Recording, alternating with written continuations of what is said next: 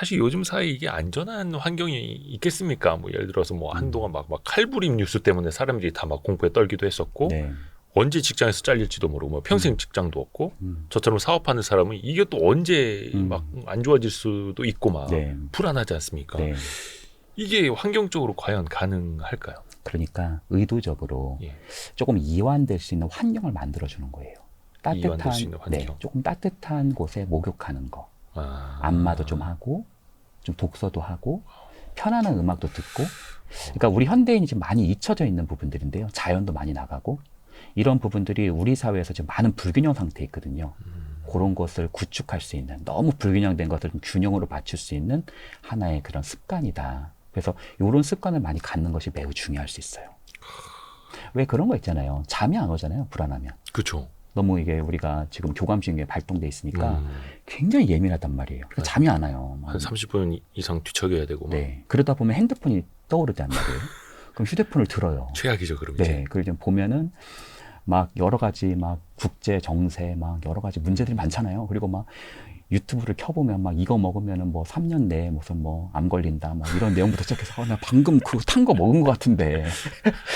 그리고 막 인스타 같은 거나 SNS 들어가 보면 나보다 공부도 못했던 것 같은데 막 다 잘 나가고 어디 맨날 얘는 무슨 어디 맨날 놀러만 다니는 것 같은데 어떻게 이렇게 공부하고 있는 거지 막 이런 생각 들고 나만 빼고는 누가 다 잘 나가는 것 같고 이런 느낌이 들면은 어떻게 보면 자야 되는데 휴대폰을 놓으면은 또 우울감이 밀려오고 또 불안해지고 그래서 또 핸드폰 보고 불안하니까 핸드폰 보고 핸드폰 보니까 또 불안하고 어떤 면에서는 메비우스의 띠처럼 맴도는 부분들이 굉장히 숨겨져 있기도 하죠. 최악이네요. 그걸 끊어내야 되고 의식적으로 의도적으로 편안한 환경으로 네. 들어가려고 노력을 해야 되고 참 이게 저희 집에도 이제 안마 의자가 있긴 합니다만 네. 저는 거의 이용을 안 하거든요. 네. 거기 앉아서 누워있는 그 15분이 아까워서 네. 그러면 안 되는데 그가 어떻게 보면 우리가 그 삶이라고 하는 것이 엄청나게 길단 말이에요. 네. 그러니까 우리가 한순간도 뭔가 정신을 뭔가 놓으면 안 된다 이렇게 하다 보면은 자칫했다가는 번아웃 걸릴 수도 있어요. 번아웃. 네. 이게 크게 터질 수 있단 말이에요. 그러니까 적재적소의 휴식 장소가 좀 필요할 수 있어요. 제가 기자님 그 등산 같은 거 되게 못하거든요. 근데 제가 아버지하고 계룡산을 한번 간 적이 있어요. 예. 그 계룡산은 상당히 난이도가 높거든요. 그 제가 아버지하고 좀 기초 체력도 좀 쌓고요. 아버지하고 같이 이제 제가 가방도 메고 이제 계룡산을 떠났어요. 근데요, 제가 만약에 그때 안 쉬고 막 그 계룡산을 올라갔으면은 아마 저는 벌써 넉아웃 됐을 거예요. 그렇죠, 그렇죠. 근데 제가 이제 뭔가 희망이 뭐냐면은 아버지가 계속 그러는 거예요. 야, 여기서 100m만 가면 쉬는 곳이 있어. 그래서 아버지가 진짜 많이 쉬기도 했고요. 사실 그 가방에다가 과자 같은 거 엄청 넣어가지고 거기서 뭐 먹으면서 쉬엄쉬엄. 네, 쉬엄쉬엄 가면서 결국에는 제가 정상까지 올라갔거든요. 그래서 막 옆에 사람한테도 여기 약수터를 가려면 얼마나 가야 돼? 맨날 이렇게 물어보고 가방 안에 막 얼음물 많은데도 이미. 그러니까 어떤 면에서는 우리가 삶이라고 하는 것은 단거리 경주가 아니라 마라톤이고 어떻게 보면은 산책이라고 말할 수 있기 때문에 적재적소에서 나를 숨 돌릴 수 있는 틈을 주는 것은 절대 시간 낭비가 아니다. 내가 지금까지 지나왔던 길을 재점검해 볼 수도 있고 어떻게 보면 내가 너무 속력만 빨리 냈다면은 방향성을 곁들인 속도를 한번 점검해보고 내가 적절히 잘 가고 있는지를 볼 수 있는 그런 힘을 주기도 한다. 이렇게 말씀드릴 수도 있네요. 그렇죠. 쉬어줘야죠. 마라톤인데 중간중간 쉬어도 되는 마라톤. 그렇죠. 저는 이걸 진짜 40 넘어서 알았습니다. 네. 40 넘어서 알았습니다. 그러니까 저도 중간중간에 쉬면은 큰일 나는 줄 알았어요. 네. 그래서 하다가 진짜 체력이 완전 0이 될 때까지 가다가 그냥 퍼져버리는. 네. 왜 그렇게 살았나 몰라 진짜. 아우. 그 기자님 왜 그런 위인들의 자서전 같은 걸 보다 보면요.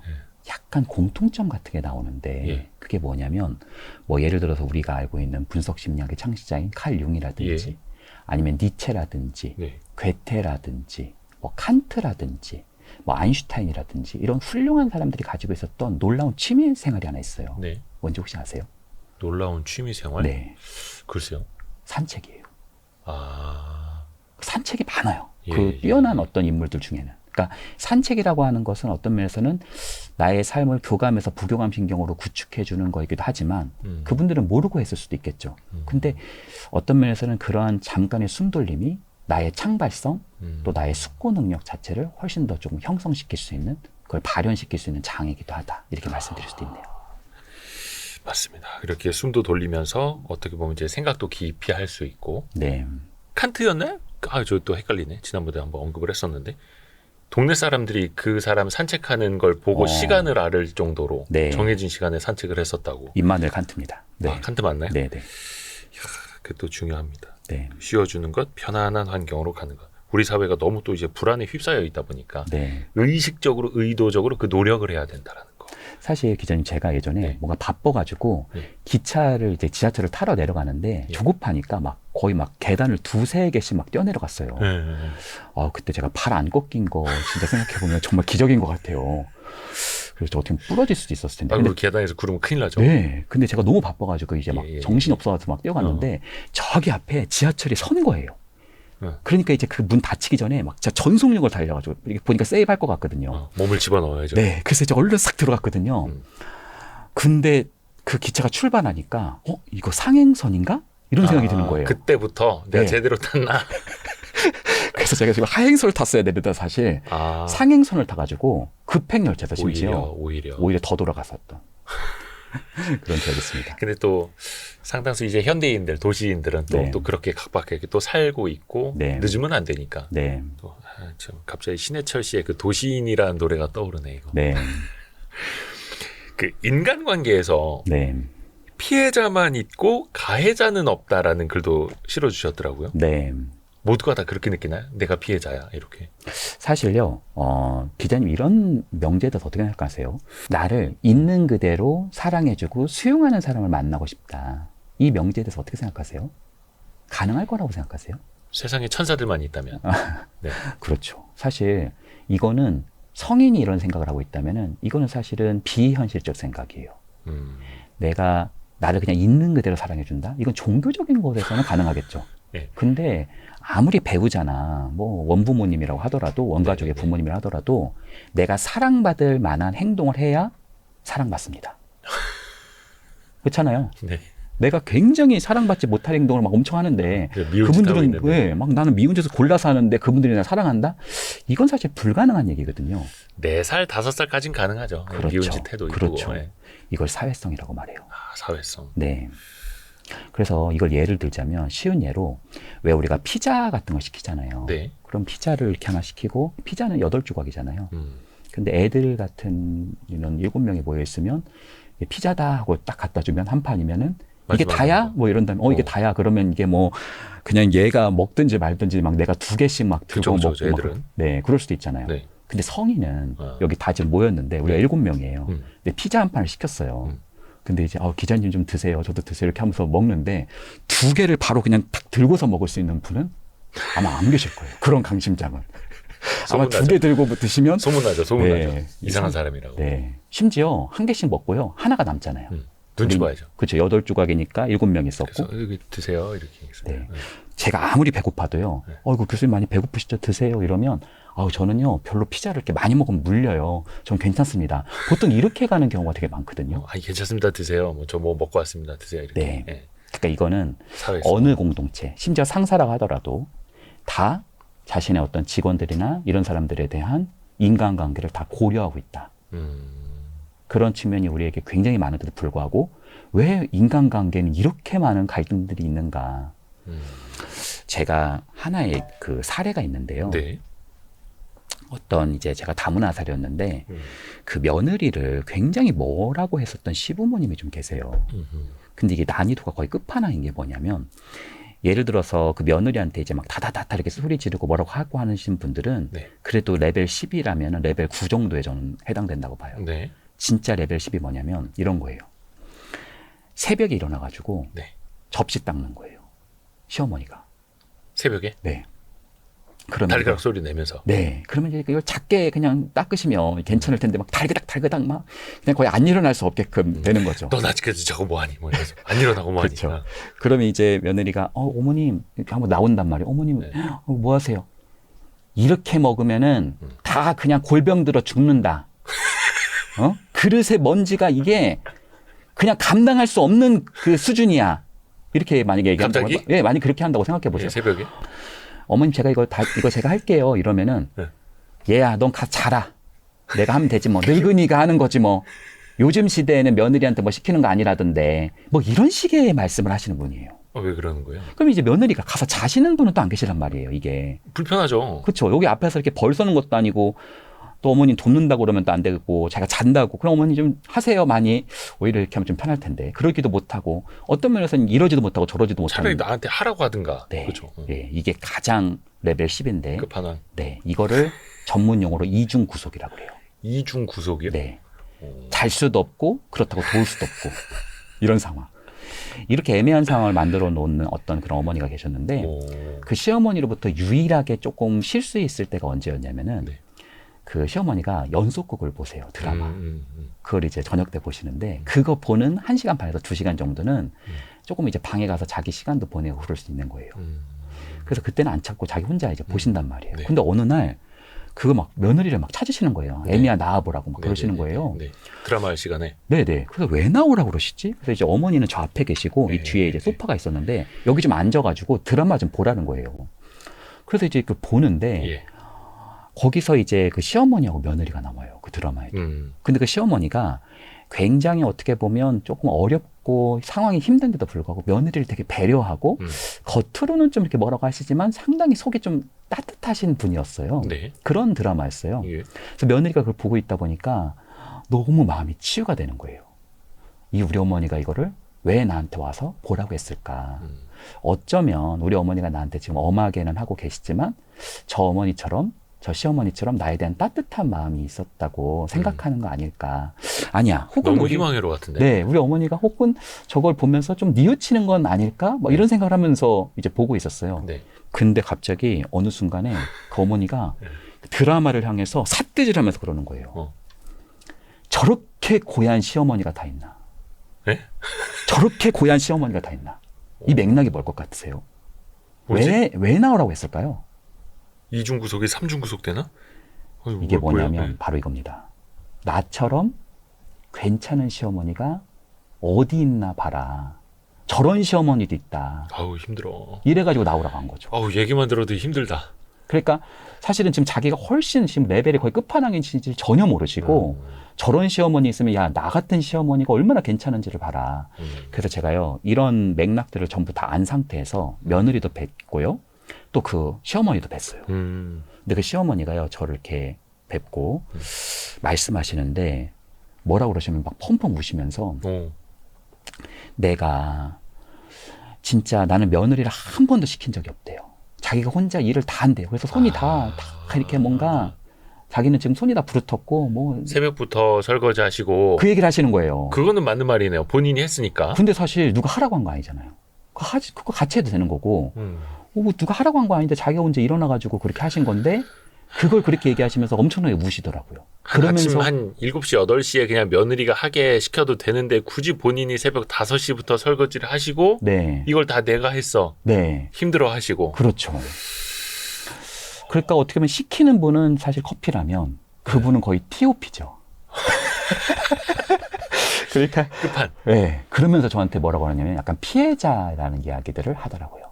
자기는 세상에서 피해자라는 얘기를 하더라고요. 그러니까 이건 좀 극단적인 사례이긴 하지만 사실 우리 사회에서는 자신의 있는 티끌을 거의 보지 않고 다른 사람을 보게 되는 그런 경향성이 매우 높다. 이렇게 말씀드릴 수 있죠. 왜 그러니까 참 가정 법원에도 그렇게 사람이 많이 가는 거죠. 네. 왜 기자님 그런 거가 있잖아요. 왜 그 출퇴근 시간 같은 때 어떤 직원이 늦은 거예요. 그럼 왜 늦었어요? 그러면 죄송합니다. 제 팀장님 제가 차가 막혀가지고요. 이렇게 말하는 거예요. 그러면 아니 그럼 뭐 강변북로가 막히시는 거 모르세요? 아니 프로페셔널 아니세요? 아니 사람 내가 잘못 봤나? 막 이렇게 표현하는 거예요. 이거는 늦은 거를 그 사람 탓으로 한 거죠. 그렇죠. 네. 늦은 건 네가 그거를 다 상황을 예견하지 못한 거야라고 얘기를 하는 거란 말이에요. 그렇죠. 뭐 월요일 아침에 길 막히는 줄 알면 좀 일찍 나와야지. 뭐 이렇게. 네. 근데 그 다음 주 월요일 날 그 팀장님이 늦는 거예요. 만약에. 예. 그러면 늦고 있을 때 강변북로 계시는데 뭐라고 해야 돼? 늦고 있을 때 그 차를 보면서 다른 차들을 보면서 이러는 거예요. 진짜 개념에서 저렇게 끼어드네. 저렇게. 오히려 그 차를 또 뭐라고 하는. 어떤 면에서는 자신이 왜 그걸 미리미리 일찍 나왔을까 이런 자책을 하기보다는 저런 차들이 안 비켜줘서 늦는 거다라고 생각하는 경향성이 상당히 높죠. 그냥 남 탓하면서 사는 거죠 다. 네. 누구나 거의 그렇잖아요, 사실은. 맞아요. 우리 모두가 그렇죠. 그래서 관계를 직시할 수 있는 힘은 너무 많은 죄책감을 갖는 것도 좋지 않지만 또 너무 내로남불인 것도 좋지 않은 걸 수 있다. 이렇게 말씀드릴 수 있겠네요.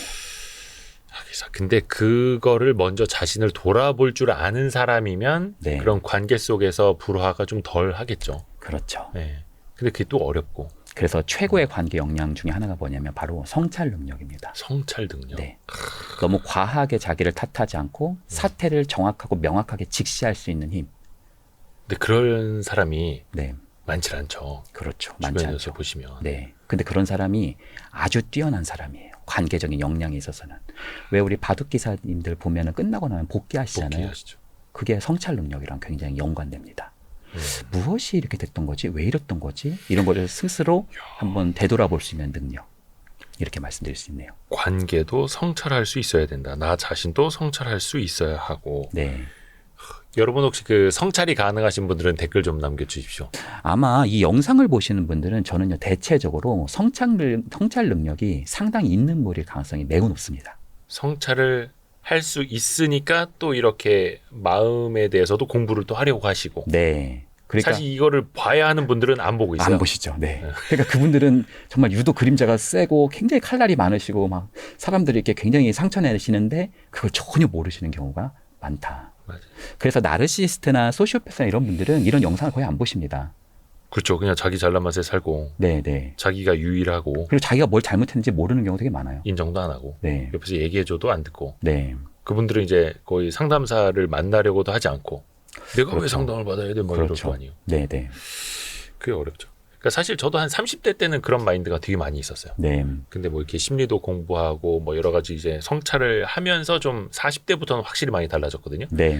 그래 40대 된 지 많이 되지도 않았는데 이거 네, 그렇습니다. 그런데 이제 사람은 변할 수 있습니다, 여러분. 네. 네. 개과천선 저처럼. 근데 그런 것도 있어요, 기자님. 그런 우리가 어떤 면에서는 역경이라고 하는 것은 어떤 면에서 우리를 또 도약할 수 있는 힘이라고 하잖아요. 그러니까 우리가 진짜 성찰할 때가 언제냐면 힘든 일이 생겼을 때. 왜 일기를 안 쓰던 분들도요. 되게 힘든 일 많고 하면 막 일기를 쓰기 시작합니다. 그러니까 뭐가 잘못된 거지? 어디서부터 잘못된 거지? 이런 것을 곰곰이 생각할 수 있는 힘은 역경과 어떤 실패에서 나오기도 하고요. 또 나이가 들면서 특히 중년기가 찾아오면서 그런 경우들이 생각보다 많아지기도 해요. 이것이 우리를 도약시키기도 하죠. 저도 그래요, 기자님. 저도 굉장히 미숙한 부분이 많았는데 나이가 들면서 성찰하면서 조금씩 좋아진 부분도 있는 것 같아요. 근데 이게 성찰하십시오, 성찰을 해야 됩니다라고 하는 건 거의 어디 그냥 종교 같은 데서 얘기해 주는 것 같고 사람들은 성찰을 자기가 잘 나갈 때는 별로 할 필요를 못 느끼니까. 네. 그래서 말씀하신 것처럼 어떤 역경이 닥치고 나서야 아 내가 왜 이렇게 힘들지라고 느끼고 나서야 그때 이제 되돌아보기 시작을 하는. 그래서 융 같은 학자는 중년기가 정말 성격에서 꽃이라고 많이 봤어요. 칼 융. 네. 중년기요. 네, 중년기를 많이 주목을 했는데 왜 그러냐면 네. 우리가 중년기가 약간 우리의 생산성에 있어서 우리의 직급에 있어서 재산이나 이런 거에 있어서 사회적 위치에 있어서 거의 정점인 경우들이 많거든요. 그렇죠. 그러니까 가장 어떤 면에서 높은 위치에 있는. 네. 근데 이 중년기가 가장 상실에 많이 빠지는 시기라고 융은 이야기하기도 했습니다. 왜 보면 기자님이 우리가 어렸을 때부터 되게 열심히 살았잖아요. 그렇죠. 그리고 열심히 공부하고 열심히 뭔가 최선을 다했는데 지금까지 뛰어서 이렇게 돌아보면 생각보다 내가 별로 얻은 게 없는 것 같은 느낌을 많이 받아요. 그 공허함. 네, 뭐 예를 들자면 제가 어떤 그 회사에서 한번 그 유주택자 있는지 한번 손들어 보자고 했거든요. 네네네. 그랬더니 한 어느 정도 손을 들더라고요. 네. 그리고 무주택자들도 한번 손들어 보자고 했어요. 네. 그랬더니 또 손들더라고요. 예. 제가 거기서 깨달았어요.